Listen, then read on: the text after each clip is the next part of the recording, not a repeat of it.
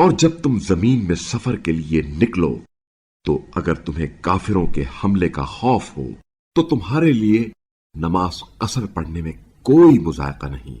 یہ کافر لوگ یقیناً تمہارے صریح دشمن ہیں۔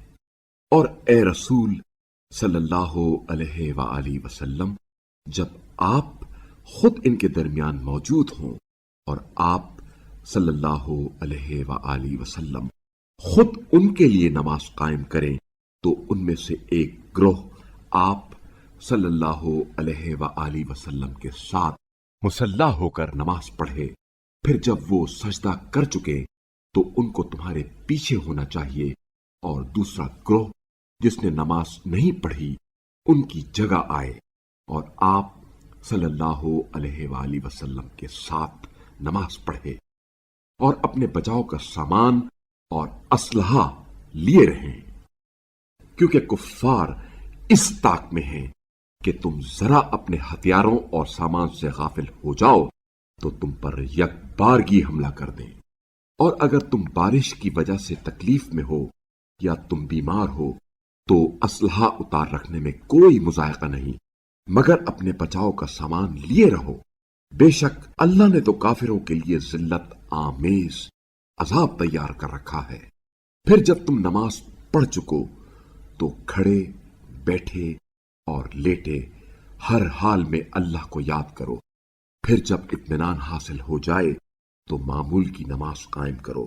بے شک وقت کی پابندی کے ساتھ نماز ادا کرنا مومنین پر فرض ہے، اور تم ان کافروں کے تعاقب میں تساہل سے کام نہ لینا۔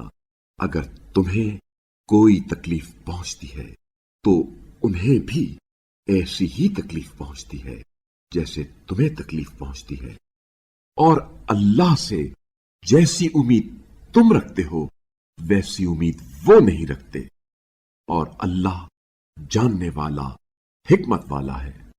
اے رسول صلی اللہ علیہ وآلہ وسلم، ہم نے یہ کتاب حق کے ساتھ آپ کی طرف نازل کی ہے تاکہ جیسے اللہ نے آپ صلی اللہ علیہ وآلہ وسلم کو بتایا ہے اسی کے مطابق لوگوں میں فیصلے کرے اور خیانت کاروں کے طرفدار نہ بنے، اور اللہ سے طلب مغفرت کریں۔